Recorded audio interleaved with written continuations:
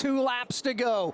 Inside lane, if you can call 6 inches an advantage, it was for Austin Cindric, but here comes Josh Berry. Berry fires back to the outside line. He pulls even now. Side by side for the lead into the banking of turns 1 and 2. Cindric by maybe a nose, maybe a foot, now half a car length. Austin Cindric leads down low. Josh Berry leads. Berry gets turned and the pack is crashing on the back straightaway. One car is upside down. Sliding is Berry. He'll make head-on contact. Upside down into the inside safer barrier. The car is spinning around. End over end, he goes into the inside wall. William Byron's collected. Eric Jones, Austin Cindric, Todd Gilliland, Austin Hill, Austin Dillon all have contact or involved. Josh Berry's car upside down, 3/4 of the way down the back straightaway. And Mike Bagley, you keep an eye on Josh Berry after a massive hit upside down and into the inside retaining wall. It will be Kyle Busch as the race leader as he comes across the line. Again, under the caution, it's not over, not by a long shot.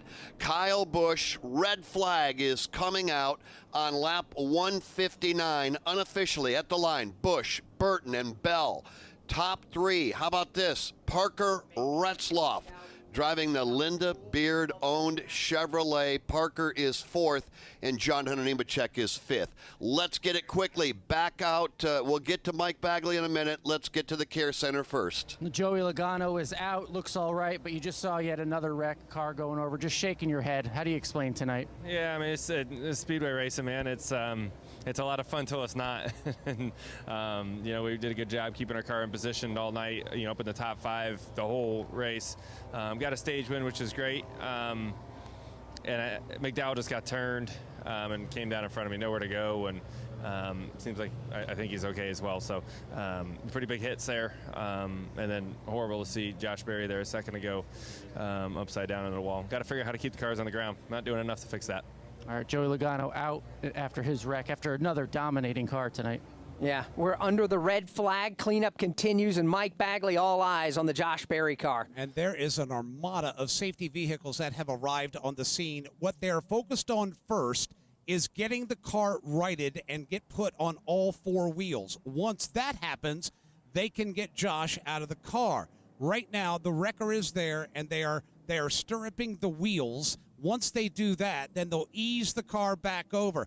No short of at least 20 safety workers that are tending to Josh Berry that still is upside down, strapped into his race car here on the back straightaway. More from Mike here coming up shortly. Back to the Advent Health Care Center, and let's hear from Justin Haley. Justin Haley out of the care center. You found yourself up front. Usually there's safety out there. Describe what happened from your windshield.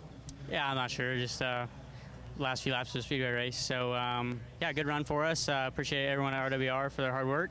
Had a good car, led some laps, and yeah, go to one of our better tracks next week. What do you take away from something like this? When you were out there, you were leading laps, you're leading the field. Yeah, it's just fuel strategy and pit stops and stuff. I mean, we just got lucky to flip one of the stages there, and we're able to get up front. So, yeah, good run. Justin Haley out of the care center tonight. Yeah, tough break. Justin Haley, a lot to be proud of. Led 21 laps tonight, did Justin Haley for Rick Ware Racing. 3rd on the lap leader count there. Joey Logano's led the most. He's out of the race. Michael McDowell, 2nd most. He's out of the race. Justin Haley, 3rd most laps led. He's out of the race as well. What are you trying to say? Trying to say, well, 4th on the lap count is Bubba Wallace. 5th is Austin Cindric.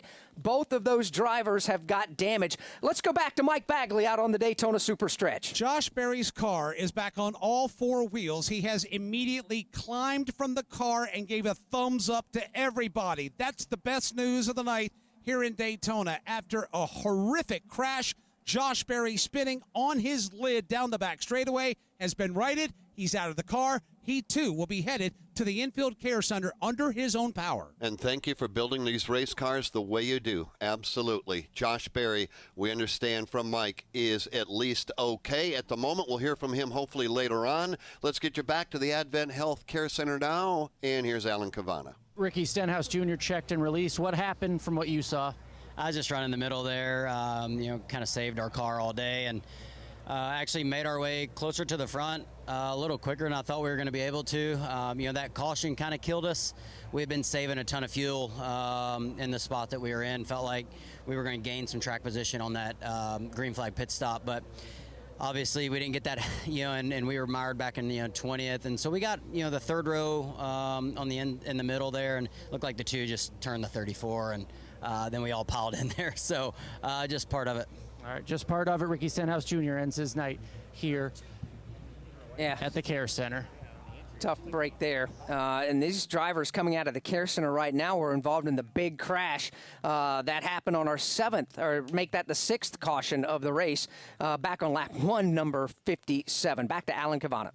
Michael McDowell nearly went over. Now he's watching a replay of Josh Berry going over, but he is out consulting with Joey Logano right now. Michael, it's good to see you out here. After that near wreck, you're watching Josh Berry do it right now. Let's talk about yours and what happened to you going in the corner. Okay, his was way worse than mine, so glad to see him walk out of that.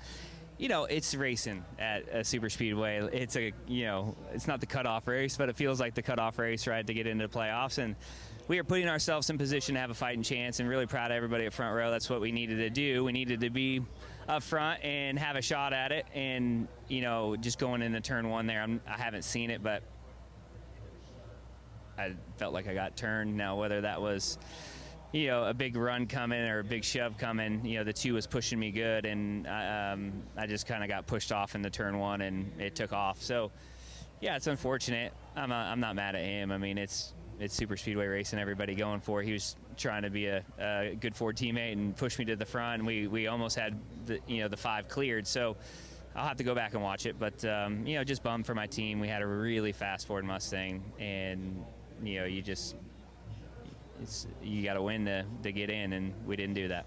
Anytime you're airborne, it looks scary. You're okay? Yeah, the hits weren't bad. I mean, like I said, that 4 car right there is way worse than what I had going on.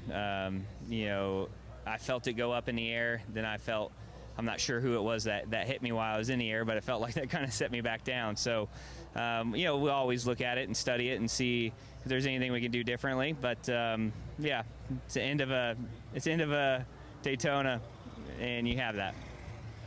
Michael McDowell, okay, guys. Interesting vibe down here as they're coming out of the Care Center after a big wreck, and yet they're watching the replay of the Berry wreck with the first time they've seen it. Everyone kind of enthralled with that right now. It's an interesting situation. Yeah, a spectacular crash involving Josh Berry. Mike Bagley reporting Josh out of that race car.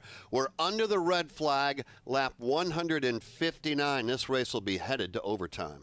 Under caution here in the Coke Zero Sugar 400, we are indeed now headed to overtime here tonight at Daytona. The pit lane will open up this time by. If anybody elects to come to pit road, they can do so without penalty. And we'll see whether anybody elects to do that or now. Sunoco fuel becoming precious.